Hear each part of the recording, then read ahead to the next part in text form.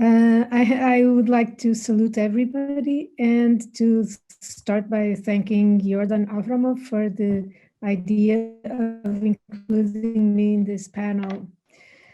I'm going to try to share how can one not succumb to the fascination of paper? How can one escape the seduction of what seem to be the infinite possibilities of its uses? How can one grasp the multitude of symbolic and emotional meanings invested in it a long time in space? How can one dissociate the possibilities of communication and of expression it facilitates from the networks it helps to build, the identity it helps to construct, the communities of practice it makes possible to generate?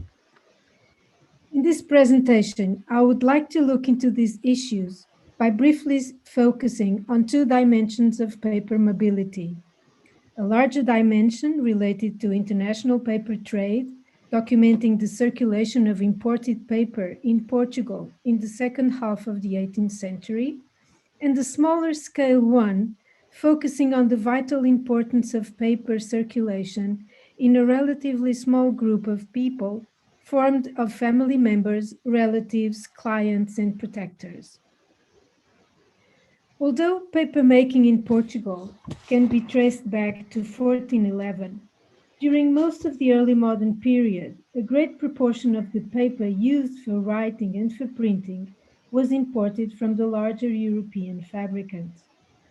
Although I do not know enough about the flows of paper imports and cannot provide any figures at this point, the empirical observation of Portuguese 16th and 18th century literary manuscripts I have studied in the course of my work as an editor allows me to postulate that in the 16th century, Portugal was, to a great extent, an importer of fine paper, and that its main supplier was then Italy, or rather Venice to be precise.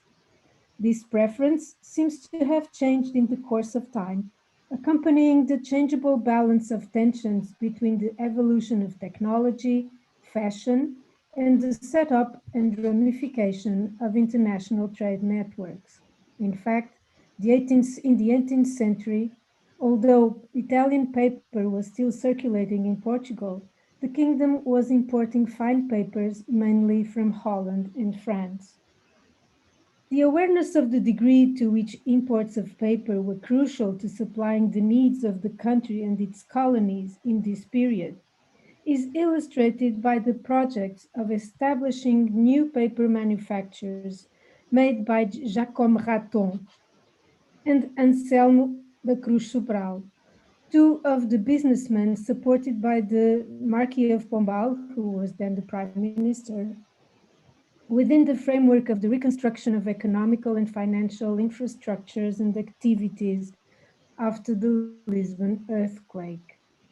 In fact, in his memoirs, published in 1813, Raton states that in the 1660s and the 1770s, the majority of of fine papers in Portugal were imported, mainly from Holland, but also from France and Italy, and justifies this fact, explaining that the paper then produced in Portugal was scarce and of poor quality. He says, when the project for the manufacture of cotton fabrics, one of his uh, projects, died out, it occurred to me to establish another one, a fine paper, which appeared to me to be equally beneficial and of even greater utility. For this is a commodity of first necessity and of enormous consumption in Portugal and its colonies, and was all imported from abroad, mainly from Italy, France, and Holland, to where the few rags that could be of use were transported. I think this detail is interesting because it shows Portugal as an exporter of rags. In the next part of this presentation, I would like to argue that paper quality and paper provenance, paper availability or scarcity have implications in social practice as well as in individual perceptions, written expression, and investments of meaning. Between 1759 and 1777, the second Marquis of Alorna, whom you can see in this slide, his wife and children were made prisoners of state. The Marchioness parents, his wife's parents, the Marquis and Marchioness of Távora, were charged of an attempt to King Joseph I and were publicly executed. We have an image of the execution here, along with their sons and two of their sons-in-law. As a consequence, a shadow of suspicion was cast upon all of their relatives and was enough to send to prison João de Almeida Portugal, the Marquis of Alorna, and to confine his wife and daughters in the convent of Chelas in the outskirts of Lisbon. His son and heir to the title was put under the tutelage of the Prime Minister, the Marquis of Pombal. In spite of the fact that they were not supposed to communicate with each other, they found a way of exchanging letters in all secrecy by bribing guards, servants, and porters. In these circumstances that we may consider extreme, paper is invested with otherwise unexpected meanings. For someone to whom the letters are the only way of getting in touch with the world outside of his cell, like Don João, paper becomes a way to break isolation and to maintain, and a way to maintain alive the hope of freedom. Since this correspondence extended for 18 years, the family was only released in 1777, it also was a substitute for the expression of affection between husband and wife and father and children. Furthermore, paper enabled the Marquis to accompany the growth of his children, whose education he monitored at a distance, suggesting readings, behavior, and also resistance to the representatives of state. One should note that in spite of the lack of means and of the deprivation of their privileges, the members of this family used in their letters preferably high quality Dutch paper. In their opinion, the Papel de Holanda, the paper of Holland, was the best suited for writing, allowing the feather to glide smoothly through the pages. For writing, the Marquis depended on the regular provisions of paper his family managed to smuggle across the prison walls. In one of his letters, he states, in fact, I forgot to tell you that I have received 3 reams of this paper, which I know very well because it is French. And all papers of this sort have an excellent appearance, but in practice they are a lot inferior to the ones from Holland. It is grainy in some parts. The ink does not flow so well. And since I'm reduced to using China ink, which is not good for writing, all these flaws are very sensitive.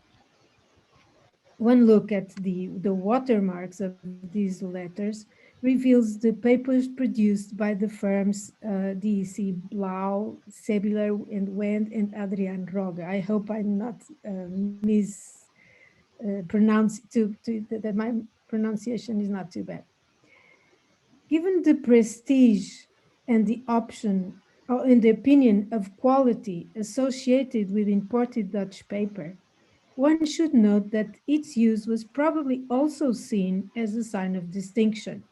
To a learned aristocrat of the 1700s, the selection of the type of paper to use was probably just another indication of belonging to a certain class.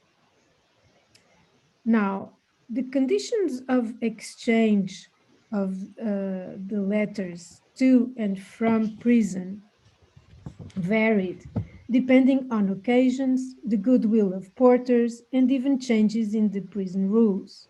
The surviving correspondence is rich in details about the various ways surveillance was eluded. Messages would be delivered to the prisoner at night, passed to occasional porters to through cracks in the rooftops or holes carved in the prison walls. They would be hidden inside fabric bags, hanging outside from strings in the dark. They would be disguised among food leftovers, rolled up with the dirty laundry collected periodically by servants, and so on. The documents are especially eloquent when they describe the difficulties the Marquis faced to acquire writing materials. In his letters to his wife and daughters, Don João is constantly asking for paper and writing feathers. Confinement, isolation, deprivation, and uncertainty about the future were difficult to stand. But from the point of view of the Marquis of Alorna, the lack of paper seemed to be more important than any other difficulties. Not only did he adapt the size of his handwriting and disposition of the text to the paper he managed to acquire or to have delivered to him. But the shortage of paper, the frequent shortage of paper, led him to invent a process of recycling the bits and pieces he could get hold of. He explained in one letter to his son that he was able to wash ink away from used paper. The documents still exhibit the marks of this endeavor. In some cases, like the one that you are looking at, you can still see the shadows of squares, black edgings, and traces of the original document. And like here, for example, you can see here that there was a previous document written in this piece of paper, which make the, and this, which make the letters look like medieval palimpsests. I'll show you an enlarged photograph, as you can see. This is 18th century, it's an 18th century document, but we can see that it was reused. Another thing is in order not to, in order to take advantage of every bit of paper, whenever he had a correction to make, he wouldn't cross and write. He would use the space between the lines. If we pay attention to the complaints the Marquis of Alorna makes about the permanent lack of paper, we will conclude that he attributes some characteristics of his writings and of his text to this fact. For instance, according to him, the concision of his writings is a result of paper shortage, like when he tells his daughters, for example, and I quote, "I have finished this letter, which I tried to measure by the paper I could find and wash." Or when he writes to his wife about that, he writes to his wife about the instructions he sends her, saying that they cannot be too long, and I quote, "because to attain that goal, greater care would be necessary, and I intend to do it better whenever I will have more paper available." So forbidden and secret, these letters display yet other interesting characteristics. The need for good quality paper might be justifiable also for other reasons. The family used in their letters three different kinds of ink: regular iron Gallic ink, black china ink, which was smuggled into the Marquis prison cell, and a red ink fabricated by the Don Juan, by the Marquis, by boiling scraps of red Brazil wood taken from a bench he had in his cell in water, and also lemon juice. The latter was used as invisible ink whenever they wished to make comments or convey information on intimate, I'm sorry.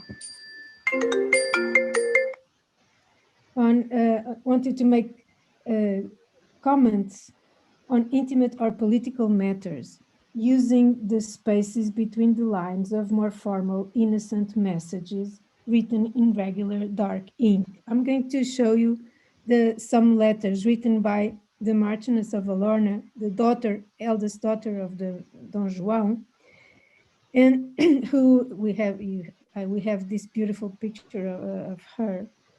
And as you can see, she writes in black ink here. And then we find a second letter. Actually, we have the three, in this document, we can see the three kinds of ink. In between the lines, he writes a second letter. And this red stains that we have here was put there by the father. The father read the sensitive information, and in order to prevent other possible readers to have access to it immediately after reading, he covers it with his red ink fabricated in prison. You have other pictures where you can see better. And when I was mentioning that the fact that for the need of a strong or good quality paper, I mean I'm talking about because of these stains that you see here, these yellow stains. These yellow stains are spots where the paper was burned, because in order to make the invisible message appear, you had to uh, bring the paper close to a source of heat. The source of heat that they had most at hand was candles. So, and the clues of and the vestige of these procedures can be seen in these documents still.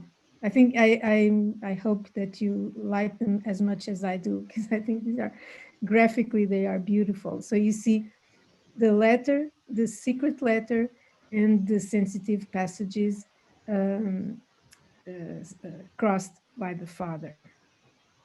So this is the aspect here. Obviously, the father was looking for some secret message which was not there, but the marks of the heat stayed in the document. And we also have some bits of um, some letters written with that red letter I was talking about, where you can see the color still today. And whenever when the marquis, we can this letter I'm putting here in order for you to be able to see the difference of the way he disposes the text in the paper when he has enough, or like here when he didn't have enough. These are examples, the ones that you saw. In order to read these messages, the paper had to be close to a source of heat, like a candle, and would need to be thick enough not to catch fire easily in the process. So you just saw examples of some of the letters written and sent to his father by his elder daughter, Dona Leonor de Almeida Portugal, who would later become a renowned poetess and salonière. Finally, and to conclude, I would like to point out some of the aspects mentioned in the beginning of this presentation, namely the emotional meanings projected in an artifact like paper, which is light, easy to carry, transportable, easy to fold, easy to conceal, recyclable, lending itself to be adapted, manufactured, and manipulated in order to fulfill special needs. These letters bear witness for this family. The letters bear witness of a situation and a common experience which lasted for 18 years, but also for the injustice and the wrongs done to them by the Marquis of Pombal, because they consider themselves to be innocent. And in reality, in 1777, when Pombal is removed from office, the Queen Maria I, who succeeded King José, absolved the family.